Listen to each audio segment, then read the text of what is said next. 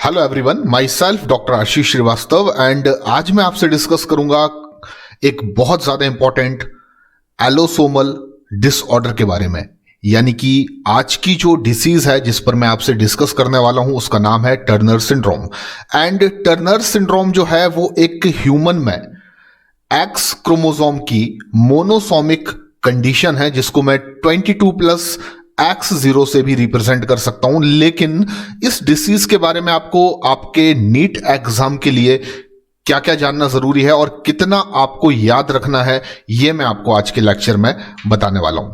सबसे पहली चीज तो टर्नर सिंड्रोम ह्यूमन में एक एलोसोमल मोनोसोमिक डिसीज है। एलोसोमल मींस सेक्स क्रोमोसोम से रिलेटेड एंड मोनोसोमिक का मतलब कि इसमें सेक्स क्रोमोसोम जो होंगे उसमें आप एक एक्स क्रोमोसोम की कमी देख सकते हैं। यानी कि अगर मैं रिप्रेजेंट करना चाहूं on the basis of chromosome complement तो मैं इसे 44+ X0 से रिप्रेजेंट कर सकता हूं। यानी कि टर्नर सिंड्रोम को आप रिप्रेजेंट कर सकते हैं 44+ X0 से। तो इसको जैसे कि मैंने आपको बताया कि this disorder is due to monosomy, यानी कि इसमें सेक्स क्रोमोसोम की मोनोसोमिक कंडीशन की वजह से ये डिसऑर्डर यहां पर आपको देखने को मिल सकता है। अब क्वेश्चन ये उठता है कि अगर किसी भी ह्यूमन इंडिविजुअल को टर्नर सिंड्रोम है तो आखिर उसमें ये कंडीशन कि वो अफेक्टेड हो रहा है टर्नर सिंड्रोम से कैसे कॉज हो सकती है या ये डिसीज कैसे अपियर हो सकती है। तो पहली मैं आपको जो कंडीशन बता रहा हूं वो ये है कि क्रोमोसोमल नॉन डिसजंक्शन की वजह से अगर किसी फीमेल पेरेंट में जो ओवम का फॉर्मेशन हो रहा है अगर वो 22+0 क्रोमोसोम्स रखने वाला ओवम हो और वो फर्टिलाइज करता है अगर नॉर्मल गायनोस्पर्म से, यानी कि एक ऐसे मेल स्पर्म से जिसमें क्रोमोसोम्स हैं 22+X, तो डेफिनेटली यहां पर जो ऑफस्प्रिंग प्रोड्यूस होगा उसमें total number of chromosome 44+ X0 होंगे। और इसमें अगर मैं काउंट करूं तो टोटल क्रोमोसोम्स के नंबर अफेक्टेड इंडिविजुअल में 45 आपको देखने को मिलेंगे। तो एक तो ये कंडीशन है जिसमें कि फीमेल एबनॉर्मल गैमीट प्रोवाइड कर रही है, मेल नॉर्मल गायनोस्पर्म को प्रोवाइड कर रहा है और उसके फ्यूजन की वजह से आप ऑफस्प्रिंग में टर्नर सिंड्रोम को अपेयर होता हुआ देख सकते हैं। लेकिन दूसरी कंडीशन जो मैं आपको बता रहा हूं उसमें आप देखेंगे अगर क्रोमोसोमल नॉन डिसजंक्शन की वजह से मेल में एबनॉर्मल स्पर्म का फॉर्मेशन होता है जिसमें क्रोमोसोम्स हैं 22+0, यानी कि सेक्स क्रोमोसोम जो है वो मेल स्पर्म में एब्सेंट है और अगर उसका फर्टिलाइजेशन नॉर्मल ओवम से होता है यानी कि 22+X, तब इस कंडीशन में भी ये बिल्कुल पॉसिबल है कि जो ऑफस्प्रिंग प्रोड्यूस होगा उसमें क्रोमोसोम्स 44+ X0 होंगे, यानी कि टोटल नंबर ऑफ क्रोमोसोम 45। तो ये मैं बिल्कुल कह सकता हूं कि अगर किसी फीमेल में टर्नर सिंड्रोम आपको देखने को मिल रहा है तो वो एबनॉर्मल गैमीट ऑब्टेन कर सकती है अपनी मदर से भी या अपने फादर से भी। नेक्स्ट इंपॉर्टेंट चीज कि टर्नर सिंड्रोम से अफेक्टेड इंडिविजुअल में आपको क्या इंपॉर्टेंट एबनॉर्मल फीचर्स दिखाई देंगे। तो मैं आपको बता दूं कि कोई भी फीमेल जब टर्नर सिंड्रोम से अफेक्टेड होगी तो पहली और सबसे इंपॉर्टेंट चीज आपको याद रखना है कि उसे आप स्टेराइल फीमेल कहेंगे, यानी कि वो रिप्रोडक्टिव एबिलिटी को नहीं रखेगी, वो फर्टाइल नहीं होगी बल्कि वो स्टेराइल होगी। आपको बता दूं कि उसकी जो ओवरी होगी उसमें आप रूडिमेंटरी ओवरीज का फीचर देखेंगे। What is the meaning of rudimentary ovaries? तो मैं कहूंगा रूडिमेंटरी ओवरीज का मतलब है एक प्रकार का ओवेरियन फेलियर, यानी कि इसको मैं कैरेक्टराइज कर सकता हूं कि अगर किसी फीमेल में उसकी एज ऑफ प्यूबर्टी में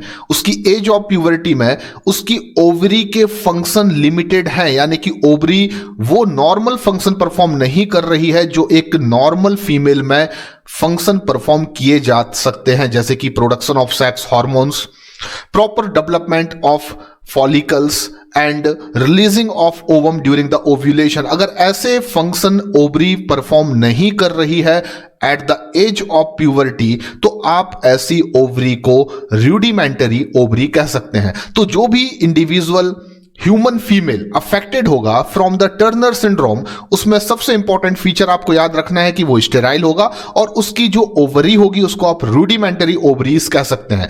इसके अलावा मैं आपको बता दूं कि उस अफेक्टेड फीमेल में सेकेंडरी सेक्सुअल कैरेक्टर्स भी आपको नहीं देखने को मिलेंगे। तो एनसीईआरटी में टर्नर सिंड्रोम से अफेक्टेड एक फीमेल इंडिविजुअल का डायग्राम दिया गया है, जिसको लेवल्ड करके मैं आपको यह दोबारा समझाना चाहता हूं कि आखिर किसी टर्नर सिंड्रोम से अफेक्टेड इंडिविजुअल में आपको क्या इंपॉर्टेंट एबनॉर्मल फीचर दिखाई देंगे। तो इस डायग्राम में आपको जो मैं इंपॉर्टेंट फीचर्स याद कराना चाहता हूं, नंबर 1 कि जो भी इंडिविजुअल टर्नर सिंड्रोम से अफेक्टेड होगा उस फीमेल का जो कद होगा वो नॉर्मल फीमेल के कंपैरिजन में छोटा होगा, यानी कि शॉर्ट स्टैचर। उसके अलावा आप देखेंगे कि वेव्ड नेक आपको एक अनदर एबनॉर्मल कैरेक्टर उस फीमेल में देखने को मिलेगा। इसके अलावा अनडेवलप्ड ब्रेस्ट, यानी कि एक नॉर्मल फीमेल के कंपैरिजन में उस अफेक्टेड फीमेल में जो ब्रेस्ट का डेवलपमेंट है वो पूरी तरह से नहीं होगा। इसके साथ आप देखेंगे कि जो निप्पल्स होंगे वो वाइडली स्पेस्ड होंगे।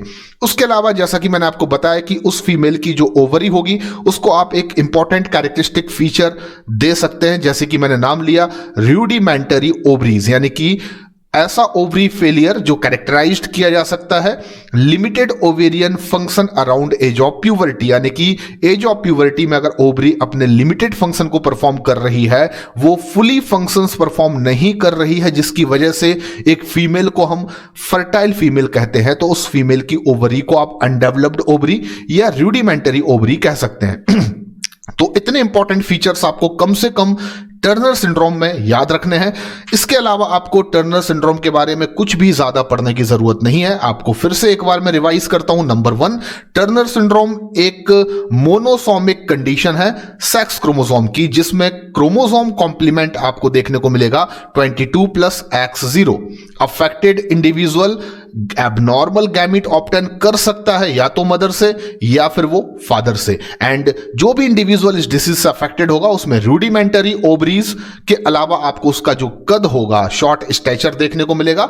इसके अलावा आपको उसमें अनडेवलप्ड ब्रेस्ट देखने को मिलेंगे, वेव्ड नेक देखने को मिलेगी। ये कुछ इंपॉर्टेंट फीचर्स हैं जो आपको याद रखना है अपने नीट एग्जाम के लिए।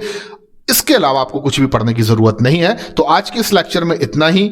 आगे मैं आपसे डिस्कस करूंगा और भी बहुत सारे इंपॉर्टेंट टॉपिक्स के बारे में। तब तक के लिए थैंक यू वेरी मच, धन्यवाद।